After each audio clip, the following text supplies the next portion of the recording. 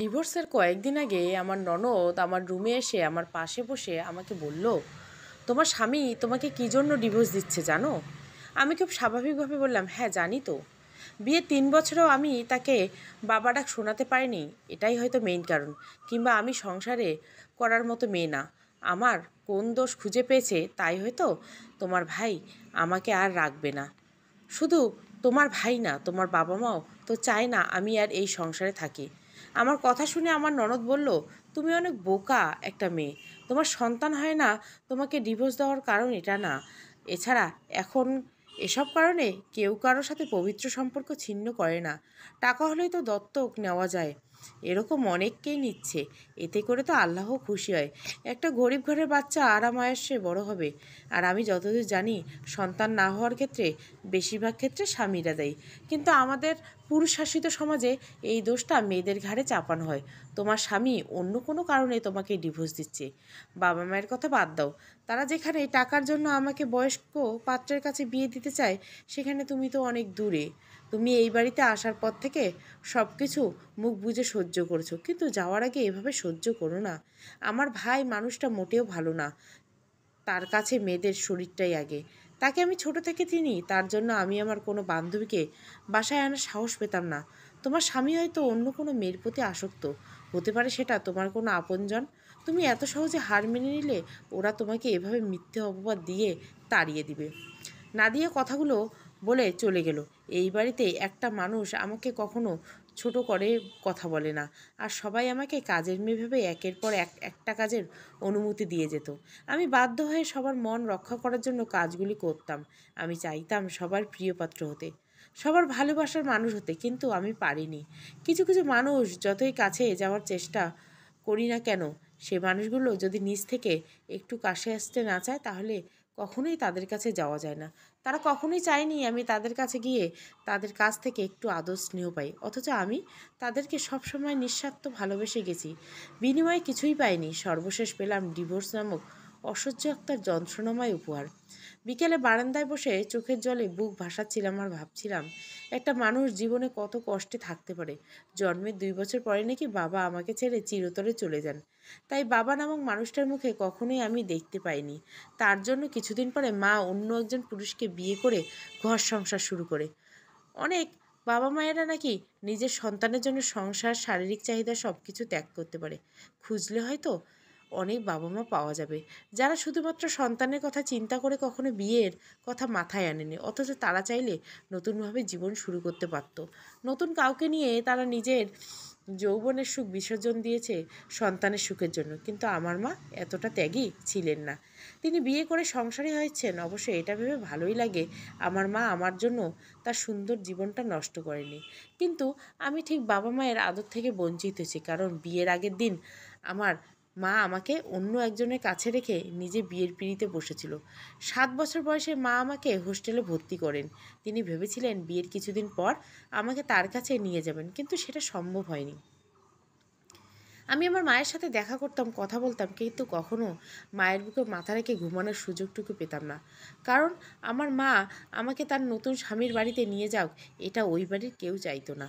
আর যখন আমার মায়ের কোলে ভোরে ফুটফুট করে এক কন্যা সন্তান আসলো, তখন আমার মায়ের আদরটাও যেন আমার জন্য কমে গেল।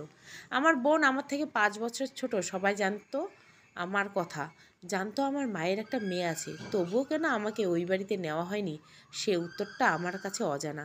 বারান্দা থেকে নিচের দিকে চোখ যেতেই দেখলাম আমার স্বামী আবির একটা মেয়ের সাথে বাসায় ঢুকছে। মেয়েটা দেখতে অসম্ভব সুন্দরী, আমি তার সৌন্দর্যের কাছে হয়তো কিছুই না। এই কালো শাড়ি, চোখে নীল শাড়ি পরা মেয়েটাকে হয়তো আমার স্বামী আমার কাছ থেকে কেড়ে নেওয়ার দ্বার প্রান্তে আছে। এই মেয়েটার জন্যই কি তাহলে আবির আমাকে ডিভোর্স দিচ্ছে? আমার ভেতরটা জ্বলে যাচ্ছিল। আমি জানি আবির আমাকে ডিভোর্স দিবে, তবুও তাদের দুজনকে এভাবে একসাথে থেকে ভিতরে প্রচণ্ড অসহনীয় এক ব্যথার অনুভব করলাম। আমি বারান্দা থেকে উঠে রুমের দিকে গেলাম, ভেবেছিলাম মেয়েটাকে নিয়ে আবিরের দিকে আসবো, কিন্তু এমনটা হলো না। আবির মেয়েটাকে নিয়ে তার বাবা মায়ের রুমের দিকে গেল। আমার খারাপ লাগার মাত্রাটা আরও বেড়ে গেল, বিছানায় শুয়ে কাঁদতে লাগলাম। ঠিক এমন সময় দরজার ওপাশ থেকে আমার শাশুড়ির কণ্ঠ শুনতে পেলাম। সে স্পষ্ট বলল, বাসায় মেহমান আছে, ওদের জন্য খাবারের ব্যবস্থা করো, তার আগে চা বিস্কুট কিছু দিয়ে এসো ওদের। কথাগুলো বলে 1 সেকেন্ড দেরি করলো না। ঠিকমতো কাঁদার জন্য মনে হয় ভাগ্য লাগে, সেটা আমার নেই। মানুষ সব কিছু এত সহজভাবে কিভাবে নেয়, আমি কেন পারি না? কয়দিন পরে আমাকে এই বাড়ি থেকে চলে যেতে হবে, আমিও মেনে নিয়েছি।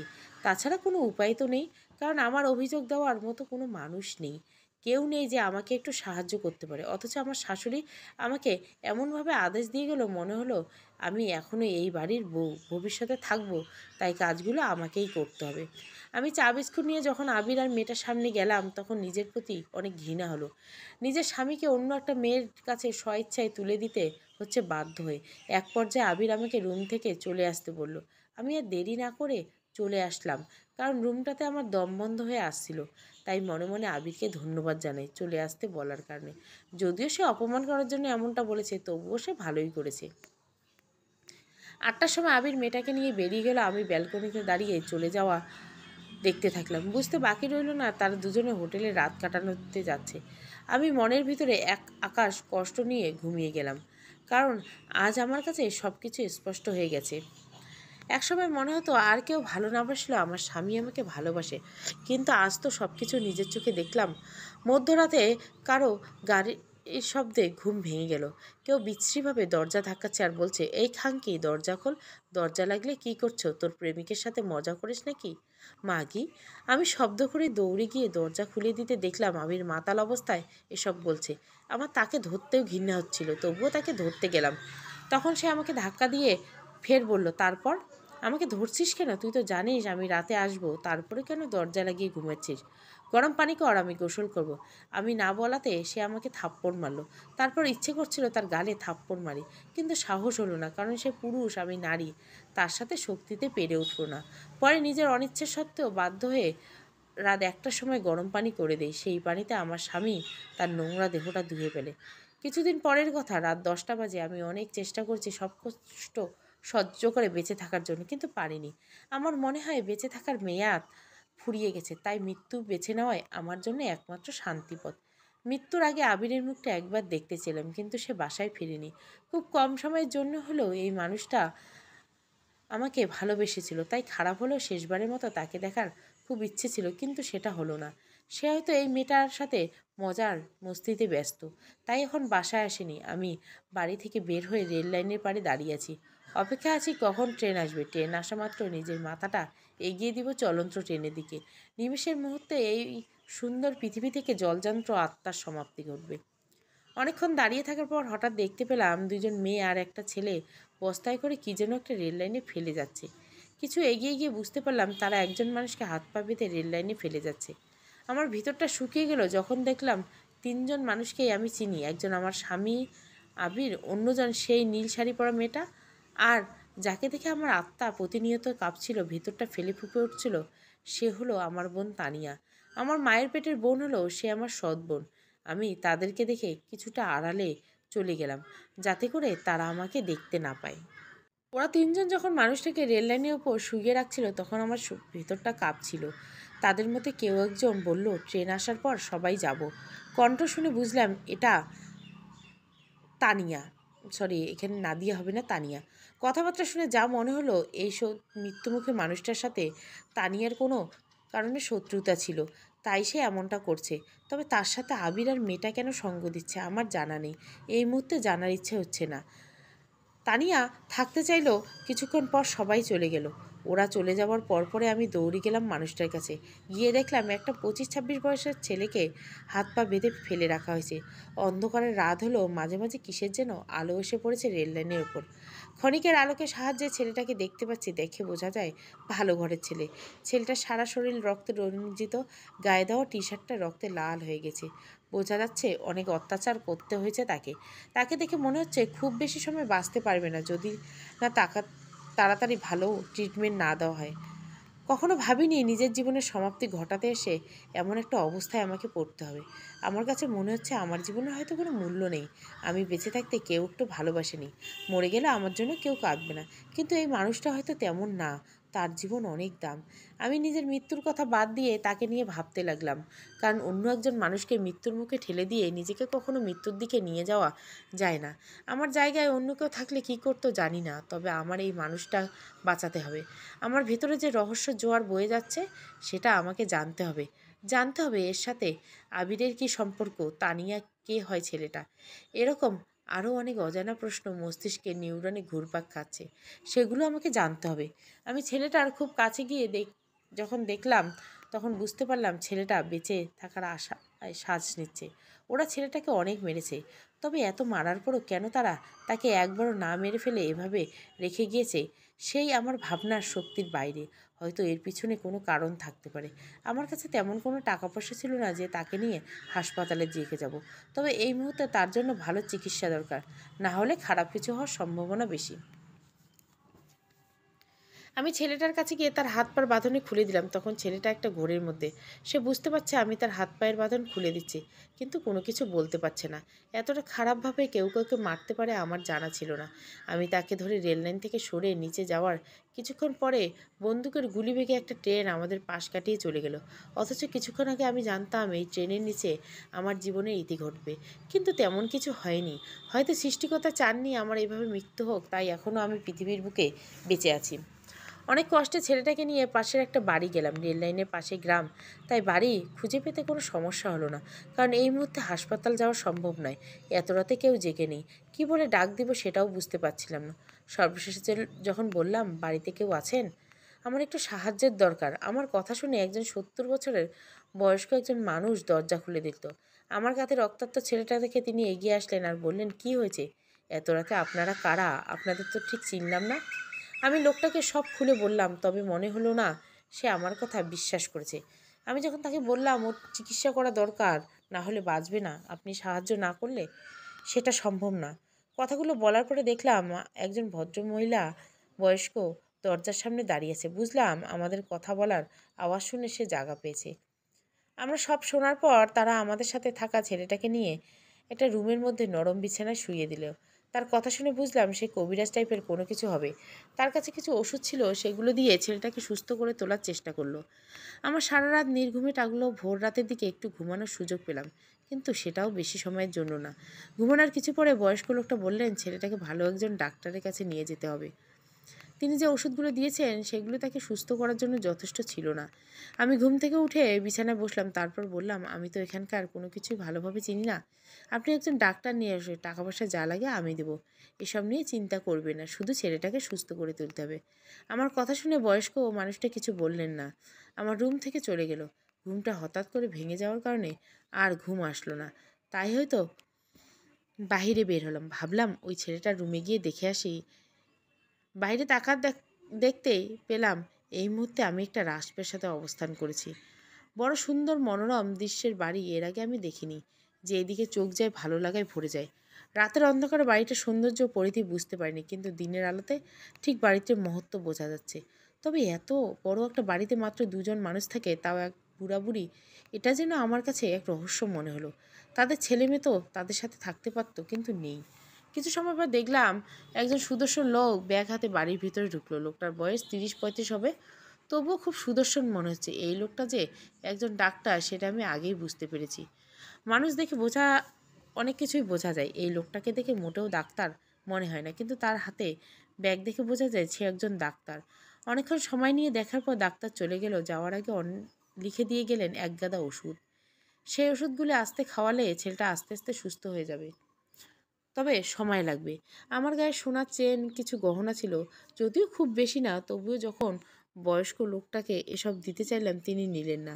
তার যে টাকা পয়সার অভাব নেই সেটা তার রাজপ্রাসাদের মতো বাড়িটা দেখলেই বোঝা যায়, তাই হয়তো আমার এসবে তিনি আগ্রহ দেখালেন না। আমি বাসা থেকে চলে এসেছি প্রায় কয়েকদিন। আমি এতটাই হতবাকি যে আমি মরে গেলেও কারো কোনো কিছু আসে না, তাই হয়তো কেউ একটু খোঁজ নেওয়ার প্রয়োজন মনে করেনি। আবির অন্তত একটাবার ফোন দিতে পারতো, কিন্তু সে দেয়নি। অথচ ডিভোর্সের পরে দুজন দুজনের সাথে কত ভালো সম্পর্ক থাকে, এমন নজির কম নেই।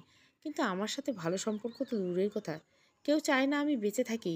সবাই কেমন এমন করে আমার সাথে। কেউ তো কাউকে আমি কখনো কষ্ট দেয়নি, খারাপভাবেও দেখিনি, তবুও আমার কাছের মানুষগুলো আমাকে বুঝতে পারল না মা ছাড়া আমাকে এই দুনিয়াতে একটাই মানুষ বুঝেন, সবাই শুধু অবহেলা করে আর কষ্ট দিয়ে গেছে। আস্তে ধীরে করে ধীর গতিতে, কচ্ছপের চেয়ে ধীর গতিতে ছেলেটা সুস্থ হতে লাগলো। একদিন আমি তার রুমে তার পাশে বসেছিলাম। সে এখন সব কিছু দেখতে পারে, কথা বলতে পারে, তবে আমাকে দেখে সে একটি কথাও বলেনি। এমন করার কারণে আমার অজানা, তবে আমাকে তার পাশে দেখে সে খুশি হয়েছে সেটা আমি বুঝতে পেরেছি। সেও হয়তো বুঝতে পেরেছে আমার কারণে সে আজ বেঁচে আছে। ছেলেটার নাম পর্যন্ত জানি না, অথচ কী যে হয়ে গেল। ছেলেটার প্যান্টের পকেটে একটা ফোন ছিল। ছেলেটা তখন ঘুমিয়েছিল, তাই আমি আগ্রহে বসে ফোনটা হাতে নিয়ে দেখতে লাগলাম। জানতে চেষ্টা করলাম ছেলেটার সম্পর্কে, তবে পাওয়ার মতো তেমন কিছু পেলাম না। শুধু তার ফোনে আমার বোন তানিয়া আর কিছু নোট দেখলাম। সবচেয়ে অবাক হলাম তানিয়ার সাথে একটা ছেলেকে দেখে, যে ছেলেটার খুব কাছে গিয়ে অন্তরঙ্গভাবে ছবি তুলছে। তাহলে কি এই ফোনটা অন্য কারো, নাকি এই ছেলেটার? এই ছেলেটার সাথে তানিয়ার কি সম্পর্ক? এখানে পেন্টিং মিস্টেক হচ্ছে, তানিয়া হবে না, নাদিয়া হবে না, তানিয়া হবে। আর ছবির ওই ছেলেটাই বা তানিয়ার কে হয়? এসব অদ্ভুত সব প্রশ্ন আমার মাথায় ঘুরপাক খেতে লাগলো। পিকের ছেলেটাকে আমি মনে হয় চিনি, কোথাও যেন দেখেছি, তবে কোথায় দেখেছি মনে করতে পারলাম না। ফোনটা যথাস্থানে রাখা মাত্র দেখলাম ছেলেটা আমার দিকে অবাক চোখে তাকিয়েছে। বুঝতে পারলাম না সে কত সময় ধরে আমার দিকে এভাবে এক নজরে তাকিয়েছে। তাহলে কি সে দেখে ফেলেছে আমি তার ফোন ঘেঁটে দেখেছি? তার চোখের ভাষা দেখে বুঝতে পারলাম সে আমাকে এর আগে কখনো দেখেনি, তাই হয়তো আমার দিকে এভাবে তাকিয়েছে। আমি কিছু বললাম না, চুপচাপ তার সামনে দাঁড়িয়ে রইলাম।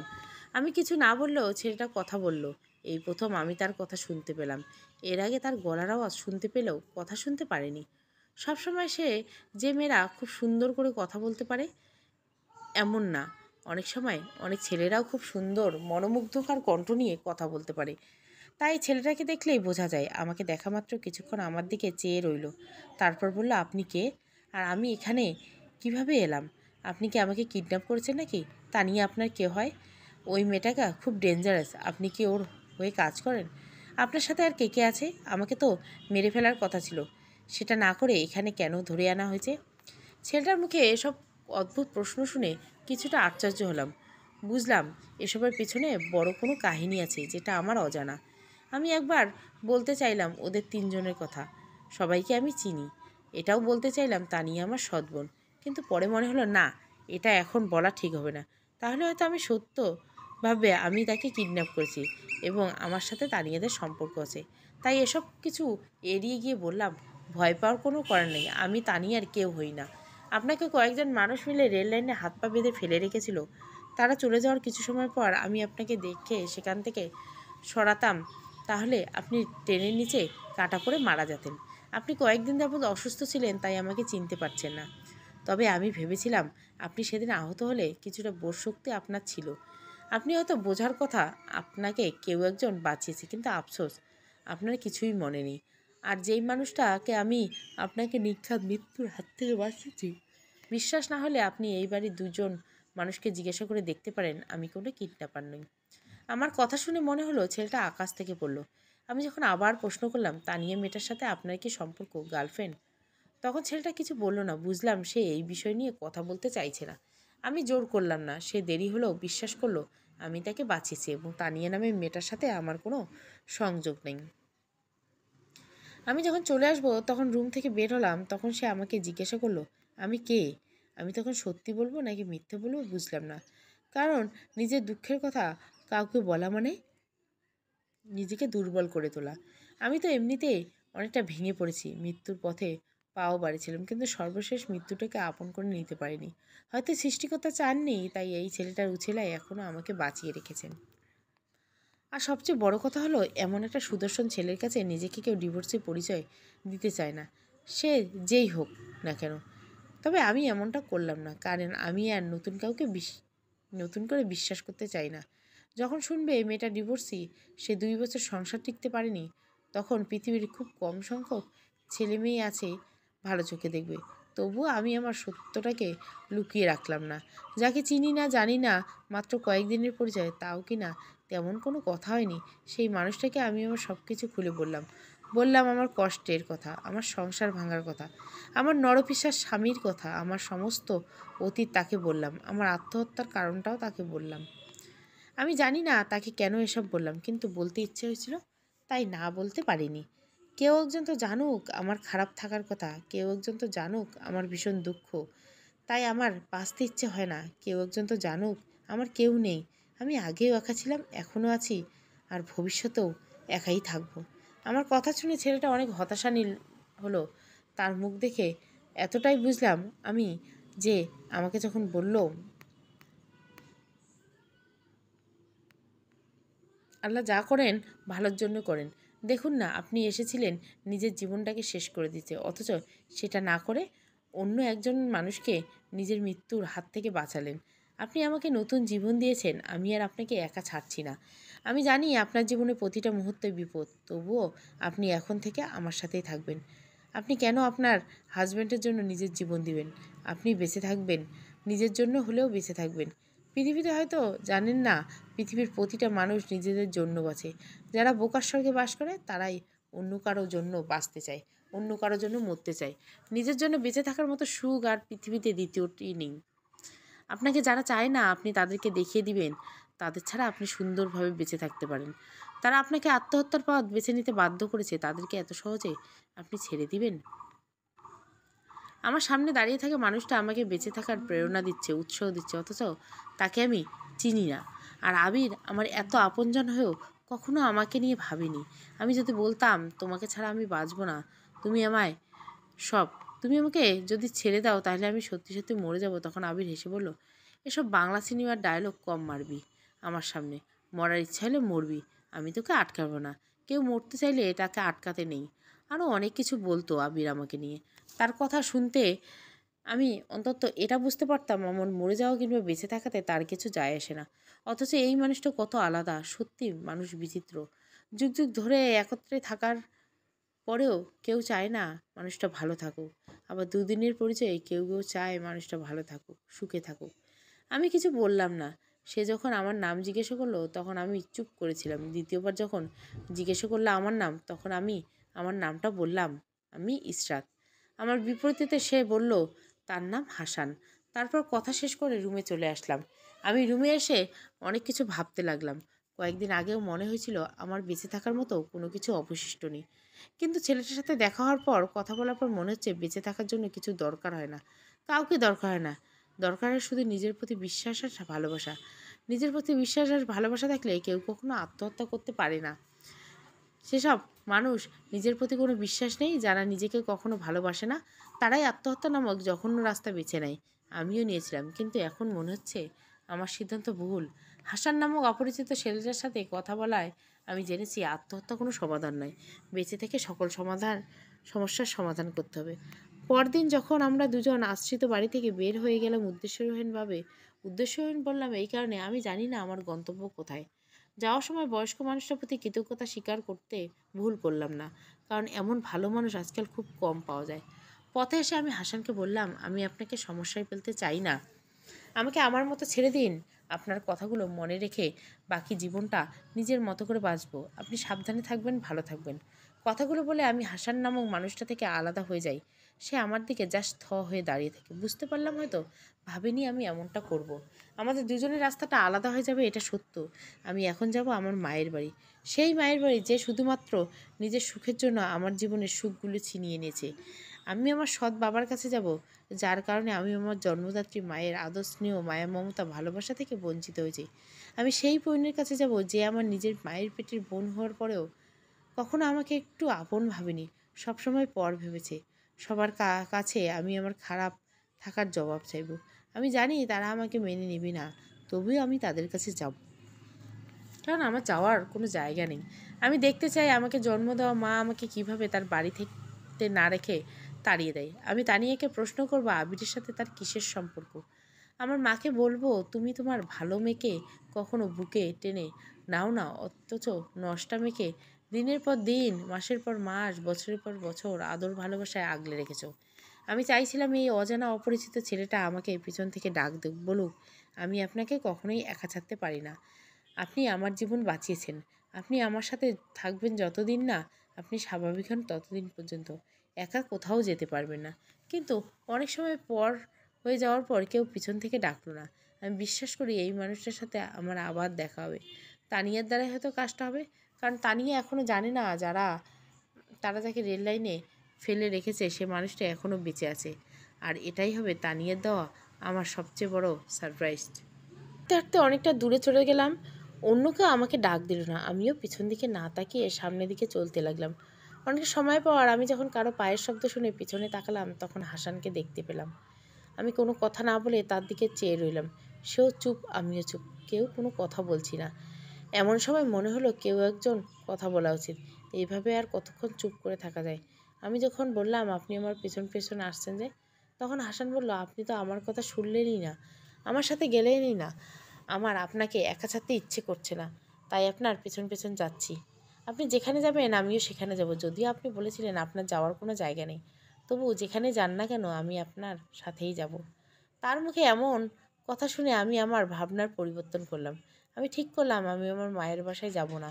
এমন একজন মানুষকে নিয়ে ওখানে যাওয়া যায় না। তাছাড়া তানিয়া তো আছে, অনেক বড় একটা সমস্যা হতে পারে যেখানে গেলে। তাই আমি সেখানে যাব না বলে ঠিক করলাম। হাসান নামের কয়েকদিনের পরিচিত মানুষটার সাথে আমি ঠিকানাবিহীন পাখির মতো উড়ে চললাম। আমাদের দুজনের কাছে তেমন কোনো টাকা পয়সা ছিল না, তাই একটু সমস্যা হচ্ছিল। পরে হাসান তার বন্ধুর কাছ থেকে টাকা আনার পর আমরা দুপুরে হোটেলে খাওয়া দাওয়া করলাম। তারপর হাসানের সাথে চললাম শুরু করতাম। আমি তাকে একবারও জিজ্ঞাসা করলাম না কোথায় যাচ্ছি আমরা। রাতে হাসান আমাকে জনমানবশূন্য বাসায় নিয়ে গেলেন। বাসায় কোনো কাকপক্ষী নাই। আমার কিছুটা ভয় হতে লাগলো, কারণ সে একজন পুরুষ, আমি একজন নারী। যে কোনো সময় মাইন্ড চেঞ্জ হতে পারে। তবে ভয় পেলে কিছু করার ছিল না আমার। হাসান রুমে ঢুকে বাতি জ্বালালো, তারপর সে তার ল্যাপটপ অন করলো। সে ইমেল চেক করে কিছু একটা দেখলো। আমি জানতে চাইলাম কি দেখলেন। সে তখন কিছুই বলল না। একসময় সে নিজের থেকে বলল, এখানে তানিয়া মেয়েটার সমস্ত কুকর্মের প্রমাণ আছে। এটা দিয়ে ওকে আমি আইনি শাস্তি দিতে পারবো, জেল খাটাতে পারবো, আর আমি সেটাই করব। আমি যখন বললাম আরও দুজন তো ছিল, তাদেরকে আপনি চেনেন? তখন সে বলল, না, আমি শুধু তানিয়া আর সোহেলকে চিনি, আর তানিয়ার নতুন বয়ফ্রেন্ডকে চিনি। সোহেল আর তানিয়া দুজন দুজনকে ভালোবাসতো, কিন্তু তানিয়া সোহেলকে ধোঁকা দিয়েছে, যার কারণে সোহেল তানিয়ার উপর প্রতিশোধ নেবে বলে ঠিক করে। কিন্তু তার আগে তানিয়া সোহেলকে ফাঁসিয়ে দেয়। তানিয়া সোহেলের দুর্বলতার সুযোগ নিয়ে সোহেলকে খুন করে। খুন করার আগে তানিয়া সোহেলের সাথে ফিজিক্যাল রিলেশনও করে। তারপর তানিয়া সোহেলের নেশার ঘরে বশ করে নির্মমভাবে হত্যা করে। সোহেল তানিয়ার অজান্তে সেটা ভিডিও করে। তানিয়া আসার আগে গোপন একটা ক্যামেরা লাগিয়ে রেখেছিল, যাতে করে পরবর্তীতে তানিয়াকে ব্ল্যাকমেল করতে পারে। সে আমাকে এটা বলেছিল। আমার কেমন জানি মন হয়েছিল কোনো কিছু ঘটতে যাচ্ছে।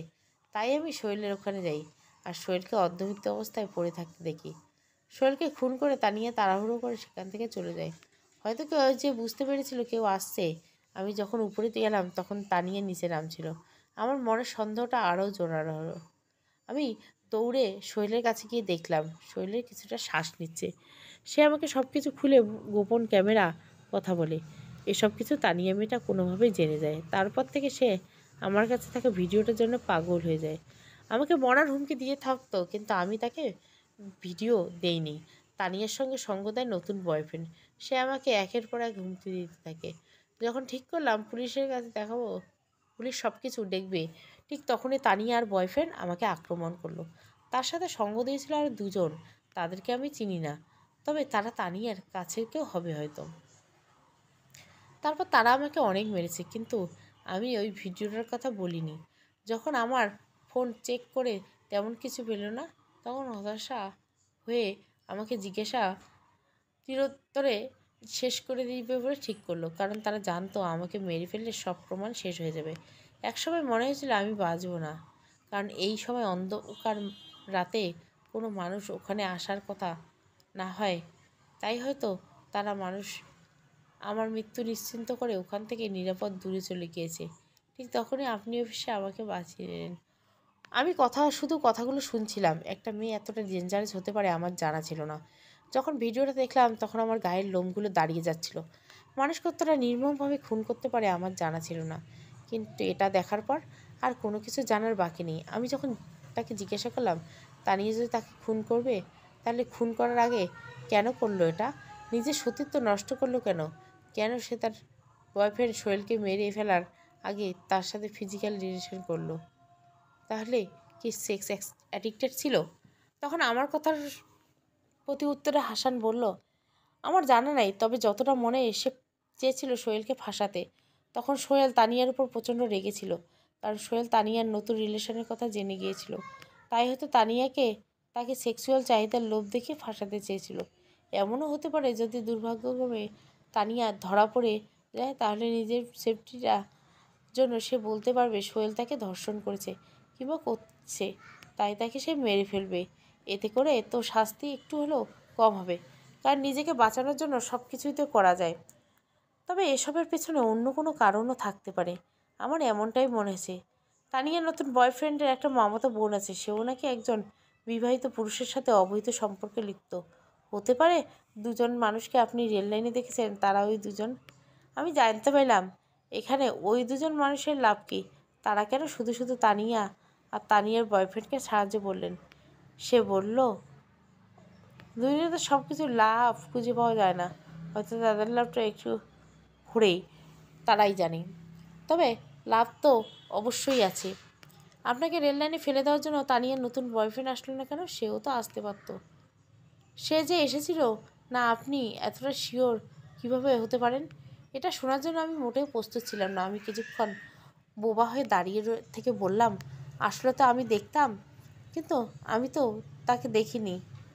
হয়তো আপনার চোখে পড়েনি। আমি আর কথা বাড়ালাম না। আমার স্পষ্ট মনে আছে সেদিন অন্ধকার রাত হলেও থেকে বাড়ি কিসের জন্য আলো আসছিল। সেই আলোতে আমি তিনজন মানুষকে দেখেছিলাম। আমি যাদেরকে চিনি, চতুর্থ মানুষকে আমি দেখিনি। তাহলে কি চতুর্থ মানুষ আমার আড়ালে ছিল? আমি তাকে জিজ্ঞাসা করলাম, তাহলে এখন কি হলো বলো? তখন সোহেল বলল, প্রমাণগুলো পুলিশের হাতে দিব। আমি চাই আমার বন্ধুর হত্যাকারী শাস্তি হোক, তবে তার আগে আমি দেখাবো ব্ল্যাকমেল কাকে বলে, কত প্রকার ও কী কী। আর যারা আমাকে মেরে ফেলতে চেয়েছিলে তাদেরকে আমি এত সহজে ছেড়ে দিব না। তবে একটা ঘটনা এখানে সমাপ্তি নয়। 6 মাস পরে হলেও আবার নতুন করে এখান থেকেই শুরু করব। ততদিন আমি বিশ্রামে থাকি। অনেক রাত আমি ব্যালকনিতে দাঁড়িয়ে আছি। রাতের আকাশটা বড্ড অন্ধকার। বিদ্যুৎ না থাকার কারণে রুমের ভিতর থেকে নিকষ কালো অন্ধকার বিরাজ করছে। আমার খুব ভয় হচ্ছিল যখন বুঝলাম কেউ আমার গায়ে হাত দিয়েছে। আমাকে পেছন থেকে হিংস্র জানোয়ারের মতো কেউ একজন শক্ত করে জড়িয়ে ধরেছে। আমি অনেক চেষ্টা করে নিজেকে ছাড়াতে পারলাম না। আমি হাসান হাসান বলে চিৎকার করলাম। কেউ একজন কানের কাছে ফিসফিসিয়ে বলল, কাকে ডাকছ? আমি হাসান। আমি বুঝলাম আমার সুখ ধরা দিবে না।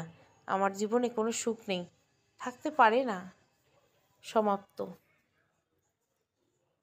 সুখের খোঁজে। ভালো লাগলে অবশ্যই লাইক, শেয়ার এবং সাবস্ক্রাইব করবেন। Thank you for watching.